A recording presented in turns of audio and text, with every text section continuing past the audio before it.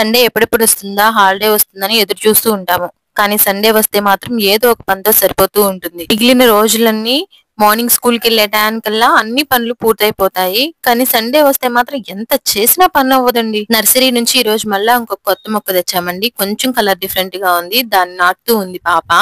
Sunday కదా, early మార్నింగే లేచి మా పిల్లలిద్దరూ, మా వారు ముగ్గురు వెళ్లి చేపల మార్కెట్ కి రొయ్యలు, చేపలు తీసుకొచ్చారండి.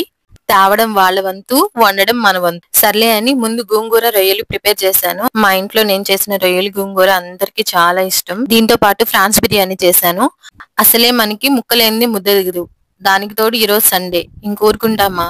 1-2 మనకు అస్సలు సరిపోవు. అందుకే లంచ్ లోకి బిర్యానీ విత్ రొయ్యలు గోంగూర, వీటి 2 కాంబినేషన్ అయితే సూపర్ అండి. ఈవినింగ్ కి చేపలు ఎదురు చూస్తూ ఉన్నాయి. ఈవినింగ్ చేపలు వండేస్తాను. మేమైతే ఒక పట్టు పట్టేసాము. మరి మీరెలా చేసుకున్నారు? మీరేమేం చేశారు మీ ఇంట్లో ఈ రోజు సండేకి?